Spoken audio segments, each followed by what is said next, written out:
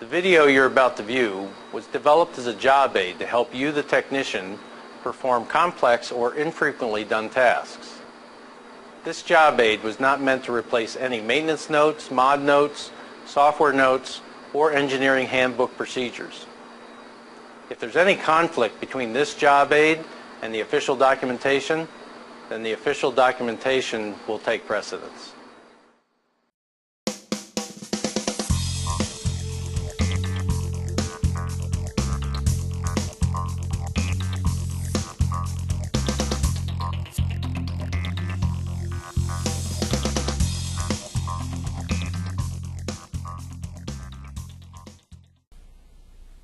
Hello and welcome to this video job aid.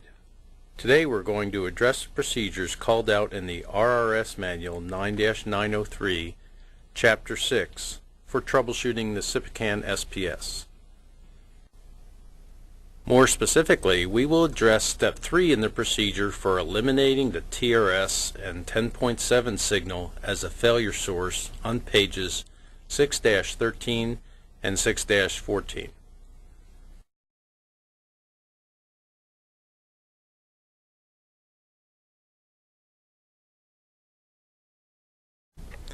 Okay, to get started, we're going to need a foam block of some sort. If you're running the Radiosonde in the dome, you're going to need to come up with something like this piece of packing foam that I'm using here.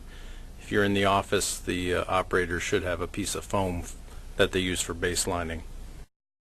We're going to grab our test sonde. If you don't have a test sonde, you can grab a brand new one. If you do use a new one, don't pull out the temperature boom or open the humidity sensor or the battery. That way they can use this sonde for their next flight. We're just going to open the flap in the side and pull the wires out so that we can hook up an external power supply. Okay, the next thing to do is to get out the power supply that came with your RRS toolkit, and we're going to hook that up to the Radiosonde. The connectors are keyed so you can't get them backwards. And then we're going to plug that into some AC source, and we should start transmitting from the Radiosonde immediately. Okay, now that we have the Radiosonde on, we need to turn on the RRS system and tune the receiver. We'll be using 1676 megahertz since that's the frequency the Radiosondes come out of the box.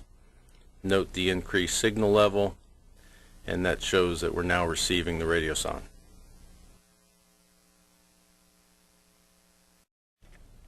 The next step is to gain access to the back of the SPS, where we're going to disconnect the 10.7 IF cable at the B and C connector so that we can use that as the input to our spectrum analyzer. The spectrum analyzer that we're using today is the HP 8563A used in the NexRad program, and this spectrum analyzer requires a minimum of a 5-minute warm-up. Depending on how cold it is, you might want to give it more time than that.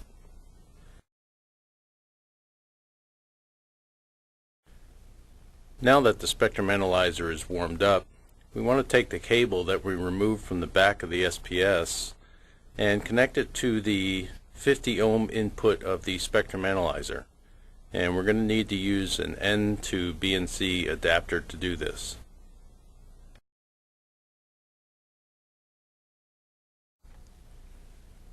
To adjust the spectrum analyzer, the first thing we want to do is press the reset button. Once the reset is complete, we want to set the frequency by pressing the frequency button and then typing on the keypad 10.7 and selecting megahertz to the right. Then we want to set the span by pressing the span button and 1 megahertz. Finally, we want to set the amplitude. We're going to press the amplitude button and use the thumb wheel at the bottom of the screen.